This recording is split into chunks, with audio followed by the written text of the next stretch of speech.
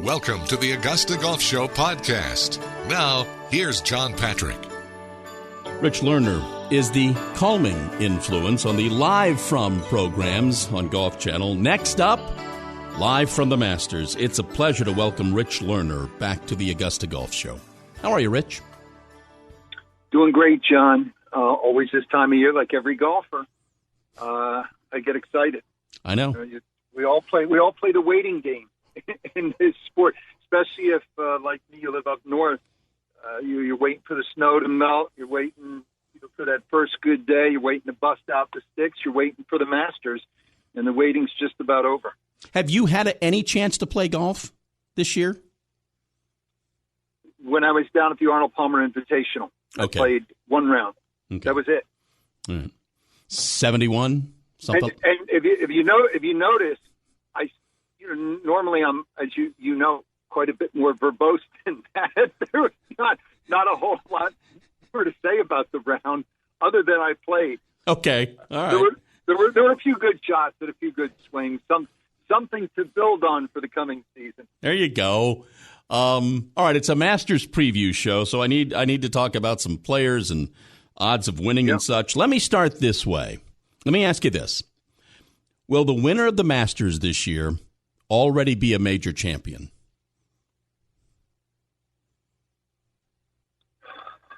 Yes. Okay. Will the winner of the Masters this year be a former Masters winner?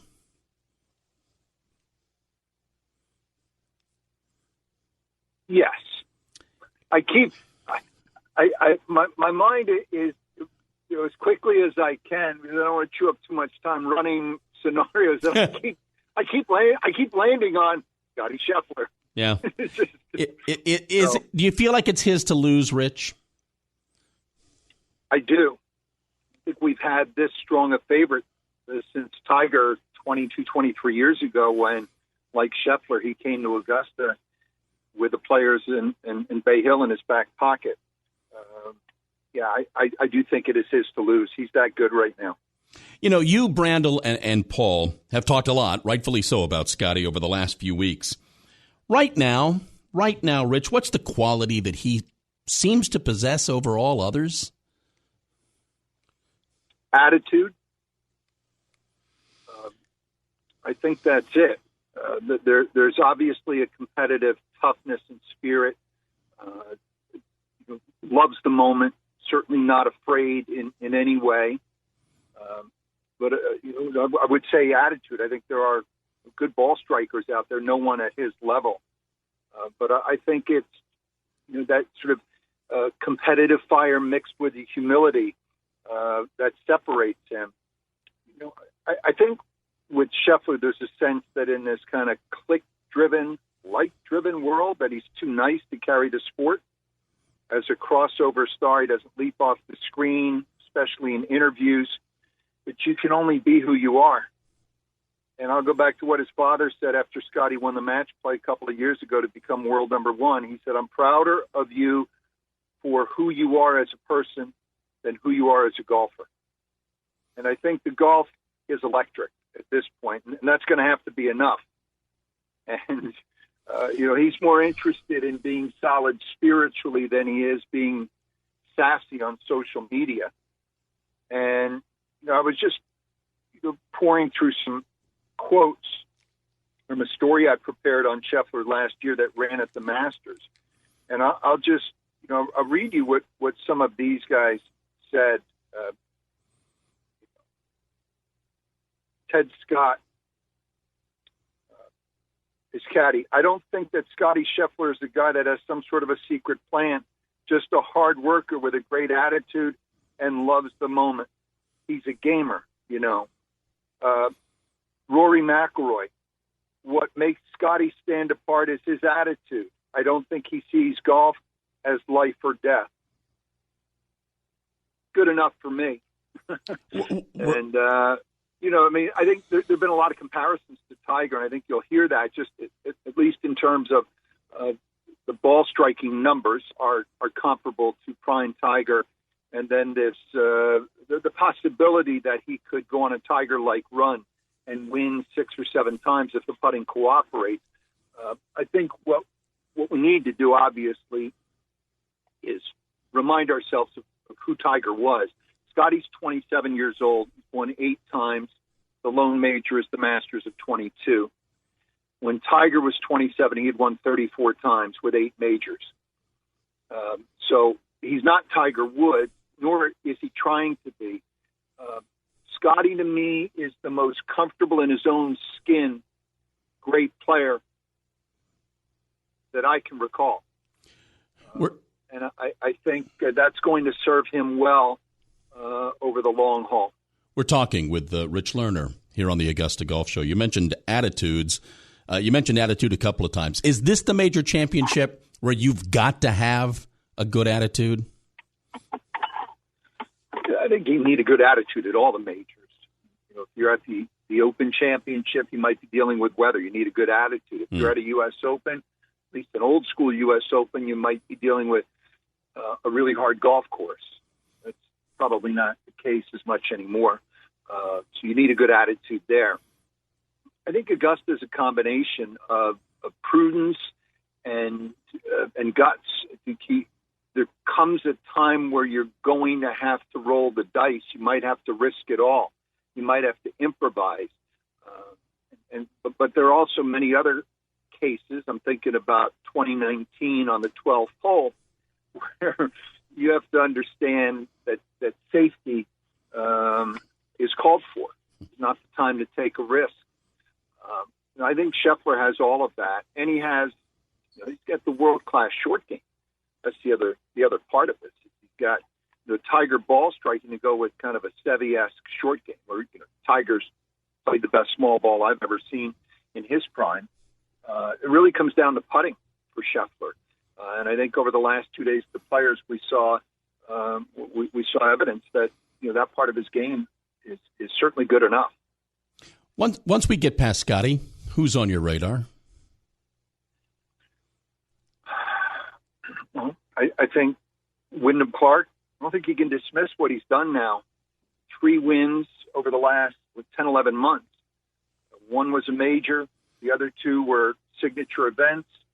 Been runner-up to Scheffler's last 2 starts, the Players in Bay Hill. The guy kind of has the look of, the new sheriff in a Taylor Sheridan Yellowstone spinoff. He's got the beard, closely cropped beard. You got the walk. He's kind of ambling into town, and people are peering out the window, going, "Who's that guy, and where is he going?" He has that vibe about him. I don't think he's going anywhere. I think he likes it. I think he wants it, and I think he's good enough. He can be a little erratic, but he's got a phenomenal short game, cuts the eyes out of it. And again, I think he really likes the moment. I love the way he bounced back at 17 on Saturday. I mean, it was obviously a horrendous shot, but he's able to make 4. The next day, he attacked the flag. He had to. Came very close to going eagle, birdie to win the tournament outright. So I like Wyndham Clark. I think he's here. I think he's a star. I think Koepka is still the most feared player of this era. Koepka, to me, I envision him sitting in a rocking chair, boots up on the railing, got a toothpick dangling from his mouth, and he's just sharpening the blade, getting ready for the springtime hunt. This is his time, major championships. And you cannot dismiss him. And I would think Rahm is going to be motivated to prove to the world that he's still the player that he was when he won here a year ago, even though he's moved to live. And, Schauffele's obviously playing some exceptional golf right now. Just wonder, there's just a few demons still there. And he's consistently good, very good, earns a boatload of money, but he's not yet great, burns to be, and he may well get there. So I think those are the guys on the radar. BackstageCountry.com, your online home for all things country music. Like most fans of country music, we're excited to learn that Luke Combs was back in the studio working on his next album. We've come up with our list of iconic Luke Combs music videos. Yes, Lovin' On You made the cut. Text Luke to 45911 to see if your favorite made the list on BackstageCountry.com. Text Luke to 45911 and we'll send the link straight to your phone.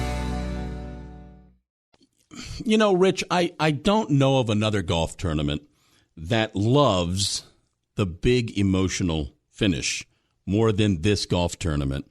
How emotional would it be if it was Rory on Championship Sunday? I didn't mention Rory. Yeah. Odd that I didn't mention Rory. Yep. Figured a lot about Rory. I mean, here we are again. This is more than a major for McIlroy. This is a Grand Slam-sized piece of history. This is the eggs, the pancakes, the bacon, the sausage, all on one plate. I mean, it's only been 5 to have won all 4. Saracen, Hogan, Nicklaus, Player, and Woods. So we can sit here and talk about how many. Rory has said he wants to go another 10 years full on. So you can start to play the numbers game. Will he win 15 tournaments? Will he become top 10 all-time on the win list? 39 to get there. But really, he only needs one. He needs this one. If he gets this one, he can walk away, and he's a bedrock legend of the game. He will then be one of 6 to have won all 4. He will then be in the conversation as greatest European player of all time. And I think, beyond the numbers, I think, to your point about the emotion, if McIlroy wins this one and wins it dramatically, with all the kind of the baggage that he's been carrying, and when I say that, it's sort of like Arnold Palmer kind of baggage, the beloved figure who loses, in painful ways. I think Rory becomes that rare figure. He becomes a beloved figure. There aren't many about whom you could say that they're not just great, but they're beloved figures in the game. And I think that's what Rory stands to gain here.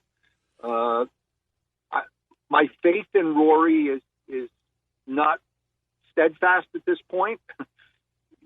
He just doesn't seem to, at least of late, rise to the occasion, and the occasions have been there for the taking. 2 years ago at the old course, I get it. Cam Smith played what you would have to say is one of the greatest final rounds in Open Championship history, given where it was and what was at stake. 64 with the all-time up and down at 17, the road hole. But 70, which is what McIlroy shot, is just not good enough. I mean, on a course that you should pick apart, hit a wedge close, make a putt that matters. And I say that as much as a fan as anything else, because that's Rory. You kind of lean toward pulling for him to win that. If you remember what was going on at that point in time, we were at a fever pitch with respect to Liv. Lots of rumors swirling around Cam Smith leaving, and soon after he did. So this was like Rory defending the established order, and not in an ordinary place. It was at the old course at St. Andrews. Like, come on, Rory, now, do it. And he did. Didn't play poorly, but he didn't rattle cages. Rory doesn't rattle cages. And then Los Angeles, the U.S. Open last year, again, it was there for the taking. Where did he dump the wedge in the bunker? At 14, 15? 15. He dumped the wedge in the bunker. I mean, and allowed Wyndham Clark to win. And Clark made all the heroic shots. Second at 14, the up and down. So, we're at a point where Rory's kind of frustrating people. But maybe that's the setup for all the drama that you're talking about. And this is his 10th try at the Slam, and I don't know what the answer is at this point. Just go play ball. He missed the cut last year, backdoored his way to a second year before with a final round 64. I just still think his wedge play is sloppy, and maybe he'll clean it up. He's a great player. You cannot deny that. The numbers scream that. 24 wins, 4 majors, 3 FedEx Cup titles, players, 5 Barden trophies. I mean, unassailable. But at this point, he is, I think you could safely say, an unreliable great player. But he's 35 now. We're not out of time, but it's not completely on his side anymore. That would be how would you rank them, John, for pure emotion? Best stories ahead of the Masters. Is it Tiger still number one, then Rory? What is it? Yeah, absolutely. I mean, Tiger would be so far number one, but Rory would be one of those special Sundays that we just seem to crave. That the patrons and the folks out there they all want to say, I was there. I was there in 2019 when Tiger won. I was there when Rory won his Masters. We just seem to crave that. Yeah, we do, but we also know, and this is the beauty of sport, Hollywood doesn't write the ending in golf. If Hollywood wrote the ending, Spieth would have charged home in 2018 with 61 or 62 instead of 64 and would have beaten Patrick Reed. If Hollywood wrote the endings, Rory would have beaten Cam Smith at the Old Course, the Open of 2022. That's what makes it so good. We're talking with Rich Lerner here on the Augusta Golf Show. A couple of other topics before I let you go. This weekend, it's another weekend of the best women amateurs in the world out there on that golf course, and then drive, chip, and putt on Sunday. Give me your thoughts, Rich, about those two events. Well, I think these are among the best initiatives we've seen in golf in the last quarter century. Augusta used to sort of be the unreachable house high on the hill. But now, if you're a young woman from any part of the world, if you're a 7-year-old from South Dakota, a 15-year-old from Philadelphia, you can get there. If you're a young man from El Salvador, you can get there through the Latin America Amateur Championship. If you're a young man from Vietnam, you can get there through the Asia Pacific Amateur Championship. And so I think they continue to fulfill the mission of their co-founder, Bobby Jones, the greatest amateur of them all. This commitment to amateur golf. And it's not just about what you achieve, it's the friends that you make along the way, the relationships that you build. You have to remember when Jones was presented the key to the city, St. Andrews, I believe it was 1958, only Ben Franklin, as an American, was bestowed that honor. He spoke not of his achievements, fast as they were. He spoke of friendship, of being able to walk, how nice it was to walk around a town and be greeted by your first name. And Jones understood that form is fleeting, but friendship is lasting. And I think that's the undercurrent to all of it. It's about opportunity and about opening up pathways for young people to let them know that if they work hard enough and if they dream, what seemed impossible is not impossible at all. You can get there. And so if you're 9 years old and you see your name on that leaderboard, same leaderboard that has had Nicklaus and Woods and Spieth and Rose Zhang and Jennifer Kupcho on it, That's your name on a college application, the school of your dreams. That's your name on a business someday. So I think it's important, and I think Augusta and its partners, the USGA and the RNA and the PGA of America, they understand that you don't, just give people, young people, stuff. You give them a chance, open a door for them, and then watch them fly. And I think that's what's so beautiful about all of this now. Augusta, I would say the same for the RNA and the USGA and the PGA of America. The game's not without its issues. We know that certainly at the professional level. But they're not just empty slogans. When they say they're growing the game, they're putting soft spikes on the ground around America and across the world. I see it. I'm fortunate to be a part of the Augusta, the Asia Pacific Amateur and the Latin America Amateur. I'll share this with you. A young man from El Salvador that I did a story on a couple of years ago. Minimal footprint in the game of golf, but his father got him in to the game, and there they were at the Latin Am a couple of years ago. And through the Latin Am, they were able to get a scholarship to a Division II school in America.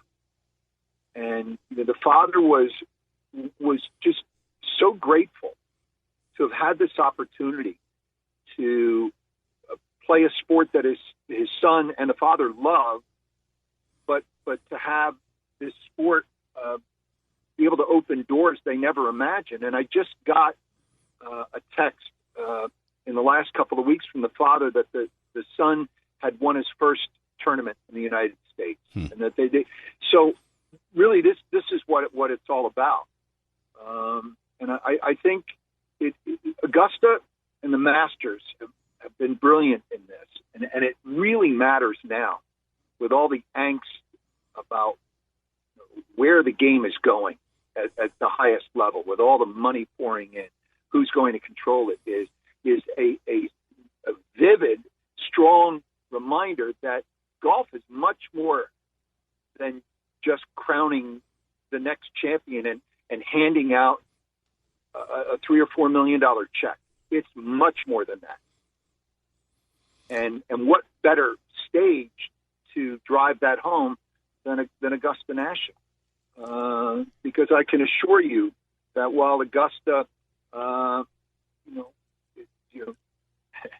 still, that competition absolutely matters. Nicklaus, Woods,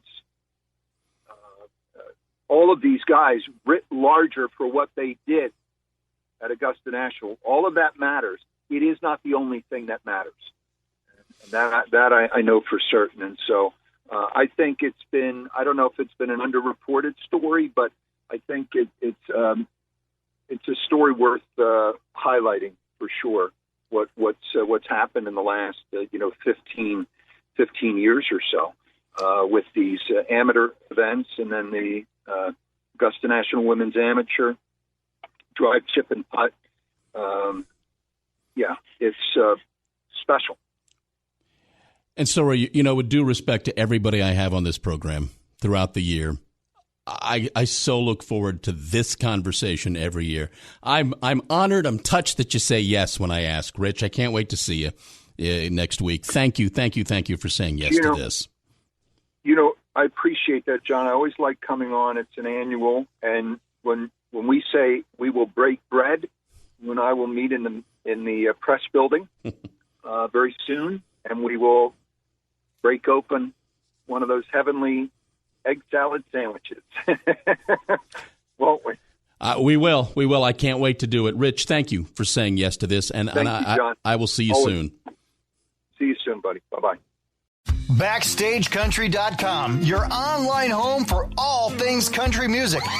It's going to be a busy year for country superstar Jason Aldean. He's extended his Highway Desperado tour and is teaming up with Kid Rock for Rock the Country tour dates. We've ranked our top 5 Jason Aldean music videos. Text Jason to 45911 to see if your favorite made the list on BackstageCountry.com. Text Jason to 45911 and we'll send the link straight to your phone.